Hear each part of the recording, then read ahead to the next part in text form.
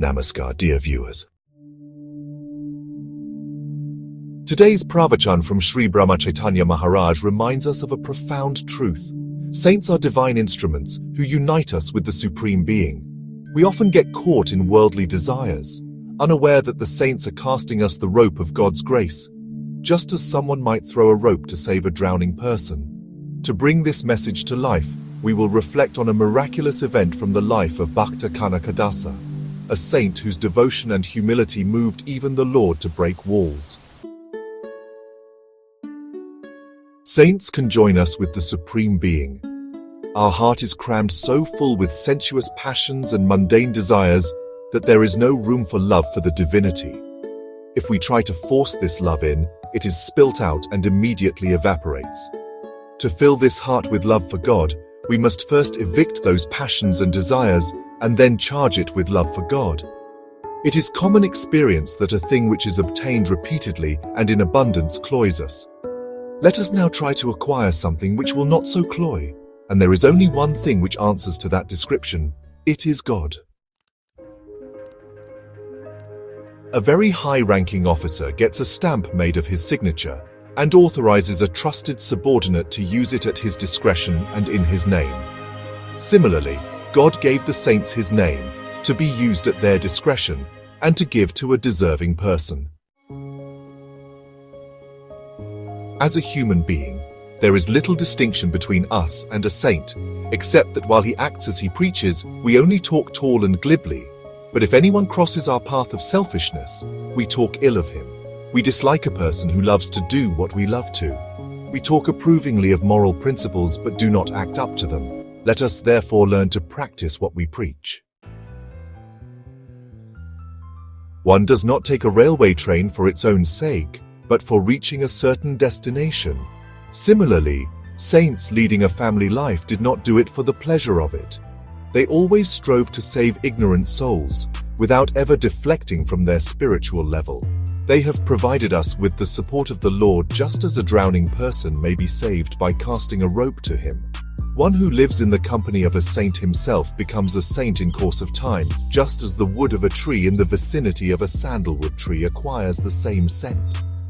Indeed, the greatness of a saint lies in leading an ordinary person to spiritual height without his performing austere disciplines. Even righteous persons feel that their mind is not yet purged of passions.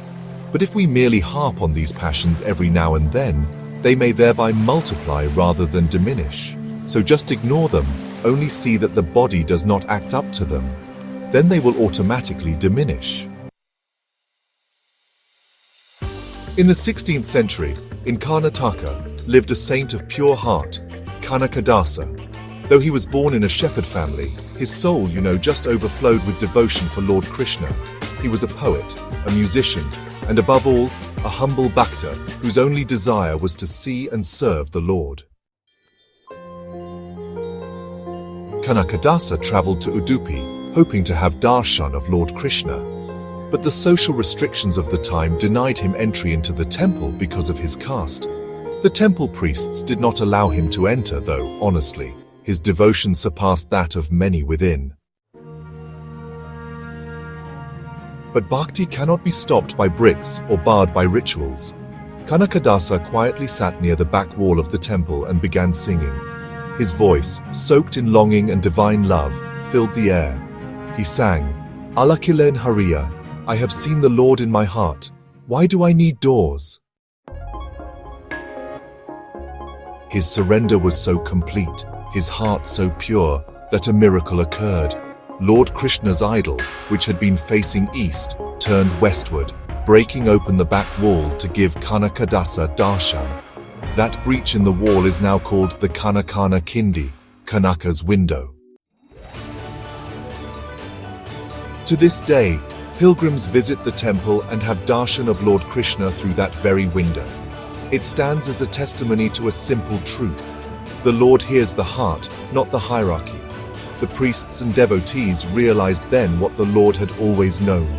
Kanakadasa was not outside the temple. He had always been in the heart of the Lord.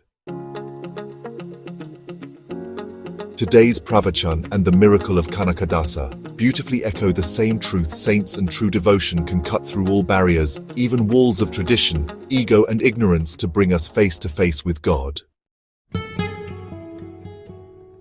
Let us remove the clutter of desires from our hearts and make room for this love, for this grace. Let us trust the saints, for they have the divine authority, like that signature stamp, to gift us God's name and presence. Thank you for joining today. If this touched your heart, do like, share and subscribe to stay connected to the grace of such timeless wisdom.